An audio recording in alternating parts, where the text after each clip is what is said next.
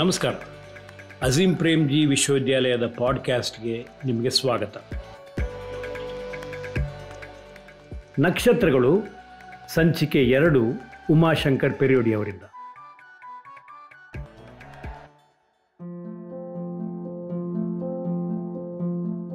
ದುಂಡಪ್ಪ ಕೋಲ್ಕರ್, ಯದಲ್ಬಾವಿ ಶಾಲೆ, ಸುರ್ಪುರ್, ಯಾದಗಿರಿ. ನಮಸ್ಕಾರ. ನಾನು ಉಮಾಶಂಕರ್ ಪೆರಿಯೋಡಿ. ಈ 30 ವರ್ಷಗಳಲ್ಲಿ ಅನೇಕ ವಿಶಿಷ್ಟ ಜನರನ್ನು ಈ ಶಿಕ್ಷಣ ಕ್ಷೇತ್ರದಲ್ಲಿ ನೋಡಿದ್ದೇನೆ. ಅವರಲ್ಲಿ ಒಬ್ಬರಾದ ದುಂಡಪ್ಪ ಕೋಲ್ಕರ್ ಅವರನ್ನು ಇವತ್ತು ಪರಿಚಯ ಮಾಡ್ತಿದ್ದೇನೆ. ಇವರಿಗೆ ತುಂಬ ದೀರ್ಘವಾದ ಸೇವೆ ಸಲ್ಲಿಸಿರುವ ಇತಿಹಾಸವಿದೆ. 40 ವರ್ಷ ಸೇವೆ ಸಲ್ಲಿಸಿದ್ದಾರೆ. ಅದರಲ್ಲಿ 23 ವರ್ಷ ಯದಲ್ಬಾವಿ ಶಾಲೆಯಲ್ಲೇ ಇದ್ರು ಇವರು. ಈ ಸಾಮಾನ್ಯವಾಗಿ ಇದ್ದ ದುಂಡಪ್ಪರವರು ಒಂದು ವಿಶೇಷ ವ್ಯಕ್ತಿ ಆದಂಥ ಒಂದು ಘಟನೆಯನ್ನು ನಿಮ್ಮಲ್ಲಿ ಹಂಚಿಕೊಳ್ಳುತ್ತೇನೆ. ಇದು ಯದಲ್ಬಾವಿ ಶಾಲೆಯಲ್ಲಿ ನಡೆದ ಘಟನೆ. ಶಾಲೆ ಮುಗಿದ ಮೇಲೆ ಹತ್ತಿರದಲ್ಲಿದ್ದ ಒಂದು ಹೊಳೆಗೆ ಮಕ್ಕಳು ಹೋಗಿ ಈಜಲು ಪ್ರಾರಂಭಿಸಿದರು.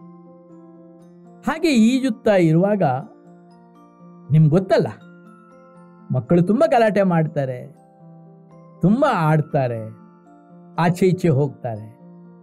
ಹೀಗೆ ಒಂದು ಮಗು, 3ನೇ ಕ್ಲಾಸಿನ ಮಗು, ಹೊಳೆಯಲ್ಲಿ ಮುಳುಗಿತ್ತು.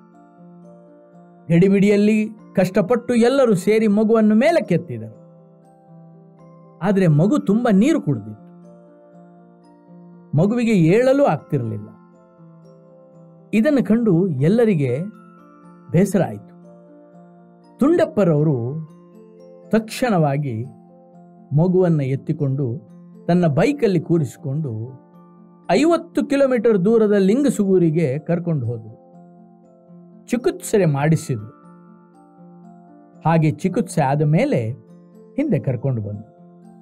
ಮಗು ಹುಷಾರಾಯಿತು. ಮಗು ಆರೋಗ್ಯವಾದದನ್ನು ನೋಡಿ ಎಲ್ಲರಿಗೂ ಖುಷಿಯಾಯಿತು. ಅದರಲ್ಲೂ ಆ ಪರಿಶಿಷ್ಟ ಜಾತಿಗೆ ಸೇರಿದ ಆ ಮಗುವಿನ ಪಂಗಡದವರಿಗೆ, ಆ ಸಮುದಾಯಕ್ಕೆ ತುಂಬ ಖುಷಿಯಾಯಿತು. ಬೇರೆ ಯಾರೂ ಮಾಡದ ಕೆಲಸವನ್ನು ದುಂಡಪ್ಪ ಮೇಷ್ಟ್ರು ಮಾಡಿದ್ರು ಎಂಬ ಮಾತು ಎಲ್ಲ ಕಡೆ ಹರಡಿತು. ದುಂಡಪ್ಪ ಮೇಷ್ಟ್ರ ಬಗ್ಗೆ ಸಮುದಾಯದಲ್ಲಿ ಒಳ್ಳೆಯ ಅಭಿಪ್ರಾಯ ಬಂತು. ಅವರನ್ನು ಜನರು ಗೌರವಿಸಲು ಪ್ರಾರಂಭಿಸಿದರು. ಜನರಿಗೆ ಅವರ ಮೇಲೆ ತುಂಬ ವಿಶ್ವಾಸ ಬಂತು. ಈ ಗೌರವ ವಿಶ್ವಾಸದಿಂದ ದುಂಡಪ್ಪರವರ ವ್ಯಕ್ತಿತ್ವಕ್ಕೆ ತುಂಬ ಮೇಲ್ಮಟ್ಟಕ್ಕೆ ಹೋಯಿತು. ಜನರು ಅವರಲ್ಲಿ ಸಲಹೆಗೆ ಬಂದರು. ಚಿಕ್ಕ ಪುಟ್ಟ ಫೈಟ್ ಮಾಡಿಕೊಂಡು ಜಗಳ ಸರಿ ಮಾಡಲು ದುಂಡಪ್ಪನವರ ಹತ್ರ ಬರೋದು. 2 ಮನೆಗಳ ಮಧ್ಯೆ ಗಲಾಟೆ ಆದರೆ ಗುಂಡಪ್ಪರವರಿಗೆ ಪರಿಹಾರಕ್ಕೆ ಬರುವುದು. 2 ಜಾತಿಗಳು ಹೊಡೆದಾಡಿದರೆ, 2 ಹಳ್ಳಿಗಳು ಜಗಳವಾಡಿದರೆ, ಗಂಡ ಹೆಂಡತಿ ಮನಸ್ತಾಪ ಆದರೆ, ಕುಡಿತ, ಜೂಜು, ಇವೆಲ್ಲದಕ್ಕೂ ಗುಂಡಪ್ಪನವರಲ್ಲೇ ದೂರು ಬರೋದು. ಗುಂಡಪ್ಪನವರು ಅದನ್ನು ಸರಿ ಮಾಡೋದು. ಎಲ್ಲರಿಗೂ ಬೇಕಾದ ಒಂದು ವ್ಯಕ್ತಿಯಾಗಿ ಗುಂಡಪ್ಪ ಬೆಳೆದು ನಿಂತರು. ಯದಲ್ಬಾವಿ ಶಾಲೆಗೆ ಮೊದಲು ಗುಂಡಪ್ಪ ಬಂದಾಗ ಆ ಶಾಲೆ ಎಂಪ್ಟಿ ಆಗಿತ್ತು, ಖಾಲಿ ಆಗಿತ್ತು. ಬರೀ 10 ಜನ ಮಕ್ಕಳಿದ್ದದ್ದಲ್ಲಿ. ಶಾಲೆ ಒಂದು ಜಾಂಬವಂತನ ಗುಡಿಯಲ್ಲಿ ನಡೆಯಿತು. ಶಾಲೆ ಎಲ್ಲ ದಾಖಲೆ ಊರಿನ ಗೌಡ್ರ ಮನೆಯಲ್ಲಿತ್ತು. ಇದನ್ನು ನೋಡಿ ಗುಂಡಪ್ಪರವರಿಗೆ ಇದೆಲ್ಲ ಸರಿ ಮಾಡಬೇಕು ಅನಿಸಿತು. ಅದಕ್ಕಾಗಿ ಅವರು ಬಹುಶಃ ಗ್ರಾಮ ಶಿಕ್ಷಣ ಸಮಿತಿ ಅಂತ ಇರಬೇಕು ಹುಟ್ಟು ಹಾಕಿದರು. ಈ ಗ್ರಾಮ ಶಿಕ್ಷಣ ಸಮಿತಿಯಿಂದ ಗೌಡರಲ್ಲಿ ಶಾಲೆಗೆ ಜಮೀನು ಕೇಳಲು ಪ್ರಾರಂಭಿಸಿದರು. ಗೌಡರು ಜಗ್ಗಲಿಲ್ಲ, ಗ್ರಾಮ ಸಮಿತಿ ಬಿಡಲಿಲ್ಲ. ಹೀಗೆ ಈ ಸ್ಟ್ರಗಲ್ 3 ವರ್ಷ ಸಾಗಿತು. ಕಡೆಗೆ 3 ವರ್ಷ ಆದ ಮೇಲೆ ಗೌಡ್ರು ಶಾಲೆಗೆ ಜಮೀನು ಕೊಡುವುದೆಂದು ಒಪ್ಪಿದ್ರು. ಊರಿನ ಸಹಾಯದಿಂದ ಶ್ರಮದಾನದ ಮೂಲಕ ಆ ಜಮೀನಿಗೆ ಕಲ್ಲು, ಬಂಡೆ ಎಲ್ಲವನ್ನ ಸರಿ ಮಾಡಿದ್ರು. ಇಲ್ಲಿಗೆ ಮಕ್ಕಳು ಹೆಚ್ಚು ಬರುವುದು ಲಂಬಾಣಿ ತಾಂಡದಿಂದ. ಈ ಲಂಬಾಣಿ ಜನಾಂಗದವರೊಂದಿಗೆ ಸಂಪರ್ಕ ಹೆಚ್ಚು ಮಾಡಿಕೊಂಡು ಸಂಬಂಧ ಬೆಳೆಸಿಕೊಂಡು ಜಮೀನಿನ ಕಲ್ಲು ಬಂಡೆ ಸರಿ ಮಾಡಿ ಸಮತಟ್ಟು ಮಾಡಿದರು ದುಂಡಪ್ಪರವರು. ಜಮೀನು ಸಮತಟ್ಟಾದ ಮೇಲೆ ಆ ಶಾಲೆಗೆ ಕಟ್ಟಡಕ್ಕೆ ಅರ್ಜಿ ಹಾಕಿ ಅದನ್ನು ಪಡೆಕೊಂಡ್ರು. ಶಾಲಾ ಆವರಣವಾಯಿತು. 92ರಲ್ಲಿ 1992 ಅಲ್ಲಿ ಈ ಶಾಲೆಗೆ 6 ಮತ್ತು 7ನೇ ಕ್ಲಾಸ್ ಪ್ರಾರಂಭವಾಯಿತು. ನೋಡಿ, 1985ರಲ್ಲಿ 10 ಜನ ಇದ್ದ 1985ರಲ್ಲಿ 10 ಮಕ್ಕಳ ಸಂಖ್ಯೆ ಇದ್ದ ಈ ಶಾಲೆಗೆ 2002ರಲ್ಲಿ 220 ಮಕ್ಕಳು ಬಂದರು. 85ರಿಂದ 220 ಮಕ್ಕಳು, ಎಂಥ ಬೆಳವಣಿಗೆ! ಹೀಗೆ ಹೆಜ್ಜೆ ಹೆಜ್ಜೆಗೂ ಬೆಳೆಯುತ್ತಾ ಈ ಶಾಲೆ ಉತ್ತಮವಾದ ಶಾಲೆ ಎಂದು ಕರೆಸಿಕೊಂಡಿತು. ಇಷ್ಟಾದ ಮೇಲೆ ಗುಂಡಪ್ಪನವರು ಬಯೋಗಾರ್ಡನ್ಗೆ ಕೈ ಹಾಕಿದರು. ಬಯೋಗಾರ್ಡನ್ ನಿರ್ಮಿಸಿದರು. ಮೊದಲಿಗೆ ಶಿಕ್ಷಕರೊಂದಿಗೆ ಗುಂಡಪ್ಪನವರು ಬಾಂಬೆ, ಪೂನಾ ಹೋಗಿ ಉತ್ತಮ ಶಾಲೆಗಳನ್ನು ನೋಡಿ ಬಂದರು. ಆಮೇಲೆ ಆ ಶಾಲೆಗಳಂತೆ ಇಲ್ಲಿಯೂ ವಿಶೇಷ ಕಾರ್ಯಕ್ರಮಗಳನ್ನು ಅನುಷ್ಠಾನಗೊಳಿಸಿದರು. ಗುಂಡಪ್ಪನವರು ತಮ್ಮ ಬಯೋಗಾರ್ಡನ್ನಲ್ಲಿ ಅನೇಕ ಹೂ ಗಿಡ ಬೆಳೆಸಿದರು, ತರಕಾರಿ ಬೆಳೆಸಿದರು. ತರಕಾರಿ ಅಂದರೆ ಸುಮ್ಮನಲ್ಲ, ತರಕಾರಿ ಬೆಳೆಸಿ ಮಧ್ಯಾಹ್ನದ ಬಿಸಿ ಊಟಕ್ಕೆ ಬಳಸ್ತಿದ್ರು. ಮಕ್ಕಳಿಗೆ ತಾವೇ ಬೆಳೆದ ತರಕಾರಿಯನ್ನ ತಮ್ಮ ಬಿಸಿ ಊಟದಲ್ಲಿ ಕಂಡು ಅತ್ಯಂತ ಖುಷಿಪಟ್ಟರು. ಅನೇಕ ಹಣ್ಣಿನ ಗಿಡಗಳನ್ನು ಬೆಳೆಸಿದರು. ಗುಂಡಪ್ಪರವರ ಬಾಳೆ ಗಿಡ ನೋಡಲು ದೂರದ ಊರಿಂದ ಜನ ಬರುವರು. ಬಯೋಗಾರ್ಡನ್ಗೆ ಅಜೀಂ ಪ್ರೇಮ್ಜಿ ಫೌಂಡೇಶನ್ನಿಂದ ಸಹಾಯ ಪಡೆದರು. ಮೇಲೆ ದುಂಡಪ್ಪನವರು SDMC ಗಟ್ಟಿಗೊಳಿಸಲು ತಮ್ಮ ಶ್ರಮವನ್ನು ಹಾಕಿದರು. ಪ್ರತಿಯೊಂದು ಪೋಷಕರೊಂದಿಗೆ ಮಾತಾಡಿದರು. ಅವರೊಂದಿಗೆ SDMC ಬಗ್ಗೆ ತಿಳಿಸಿದರು. ಮೀಟಿಂಗ್ ಮಾಡಿದರು. ಮೀಟಿಂಗ್ಗೆ ಜನರನ್ನು ಕರೆದರು. ಎಲ್ಲರೂ ಬರುವ ಹಾಗೆ ನೋಡಿಕೊಂಡ್ರು. ಸಕ್ರಿಯವಾಗಿ ಭಾಗವಹಿಸುವ ಹಾಗೆ ಮಾಡಿದರು, ಪ್ರೇರೇಪಿಸಿದರು. ನಿರಂತರ ಮೀಟಿಂಗ್ ಮಾಡುವುದು, ಹಾಗೆ ಶಾಲಾ ಆಡಳಿತ ಬಗ್ಗೆ ಕಾಳಜಿಯಿಂದ ಕೆಲಸ ಮಾಡಲು ಪ್ರಾರಂಭಿಸಿದರು. SDMC ಒಳ್ಳೆ ಯೋಜನೆಗಳನ್ನು ಕಾರ್ಯಗತ ಮಾಡಿತು. ಹೀಗೆ ಮುಂದುವರೆದು ತುಂಬ ಒಳ್ಳೆ SDMC ಎಂದು ಹೆಗ್ಗಳಿಕೆ ಪಡೆಯಿತು.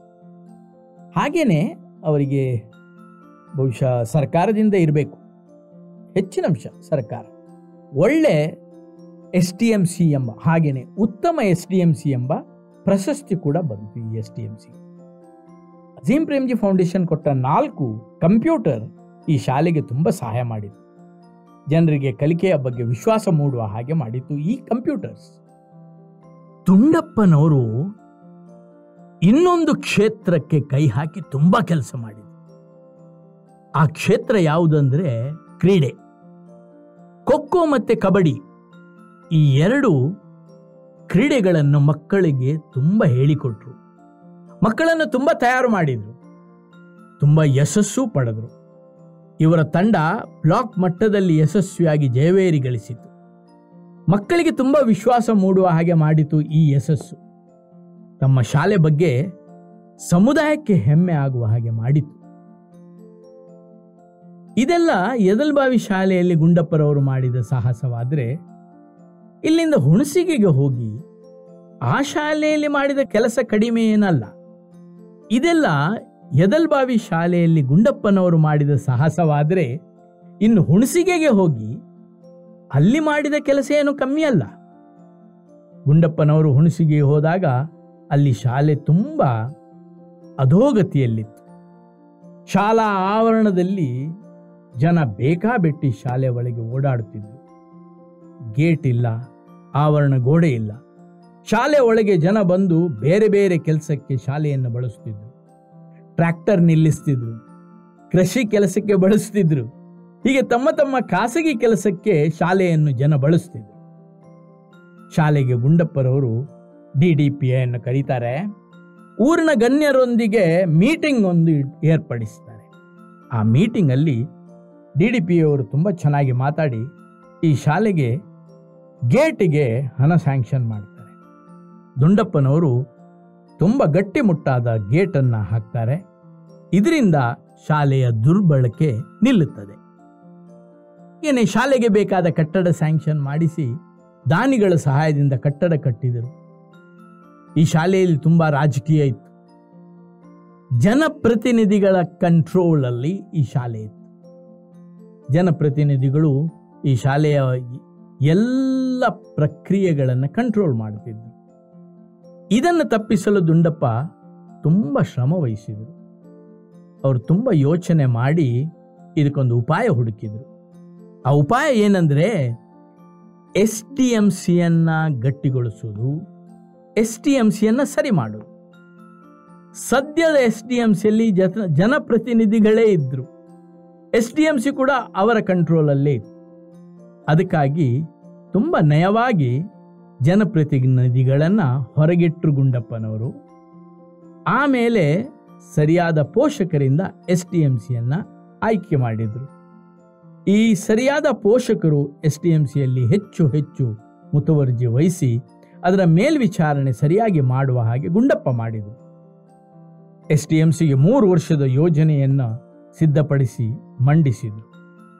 ಆ ಯೋಜನೆಯನ್ನು SDMC ಚೆನ್ನಾಗಿ ಅನುಷ್ಠಾನ ಮಾಡಿದರು.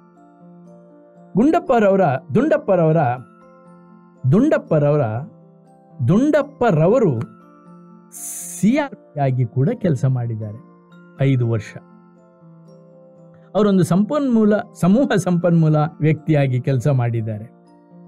ಅಲ್ಲಿ ಅವರ ಕೊಡುಗೆ ಏನಂದ್ರೆ ಅವರು ಅನೇಕ ಶಿಕ್ಷಕರನ್ನು ಒಳ್ಳೆ ಕೆಲಸ ಮಾಡಲು ಪ್ರೇರೇಪಿಸಿದ್ದಾರೆ. ಅನೇಕ ಶಿಕ್ಷಕರು ಇವರು ಮಾಡಿರುವ ಕೆಲಸವನ್ನು ನೋಡಿ ಆ ಮಾದರಿಯಲ್ಲೇ ಅವರು ಅವರ ಶಾಲೆಯಲ್ಲಿ ಕೆಲಸ ಮಾಡಿದ್ದಾರೆ. ದುಂಡಪ್ಪರವರಿಗೆ ತುಂಬ ದೀರ್ಘವಾದ ಕಲಿಸುವ ಅನುಭವ ಇರುವುದರಿಂದ ಅವರು ತುಂಬ ಡೆಮೋ ಕ್ಲಾಸಸ್ ಕೊಟ್ಟಿದ್ದಾರೆ. ಇದು ಶಿಕ್ಷಕರಿಗೆ ತುಂಬ ಸಹಾಯವಾಗಿದೆ. ದುಂಡಪ್ಪರವರದು ಶ್ರೀಮಂತ ಬದುಕು. ಅವರು ಹೋದಲ್ಲೆಲ್ಲ ಅಭಿವೃದ್ಧಿಯಾಗಿದೆ. ಈಗ ಅವರು ನಿವೃತ್ತರಾಗಿದ್ದಾರೆ. ಅವರು ನಿವೃತ್ತರಾಗಿ ಶಾಂತವಾದ ಬದುಕು ನಡೆಸುತ್ತಿದ್ದಾರೆ. ಅವರಿಗೆ ಒಳ್ಳೆಯದಾಗಲಿ ಎಂದು ನಮ್ಮೆಲ್ಲರ ಪರವಾಗಿ ಹಾರೈಸೋಣ. ಎಲ್ಲರಿಗೂ ಒಳ್ಳೆಯದಾಗಲಿ. ನಮಸ್ಕಾರ. ಜೊತೆ ನಿಮಗೆ ಖುಷಿ ಕೊಟ್ಟಿದೆ ಹಾಗೂ ಇದರಿಂದ ನೀವು ಪ್ರೇರಣೆ ಕೂಡ ಪಡೆದಿದ್ದೀರಿ. ಅಜೀಂ ಪ್ರೇಮ್ಜಿ ಯೂನಿವರ್ಸಿಟಿ ಪಾಡ್ಕಾಸ್ಟ್ನ ಭಾಗವಾಗಿ ಈ ಸೀರೀಸ್ ಇದೆ.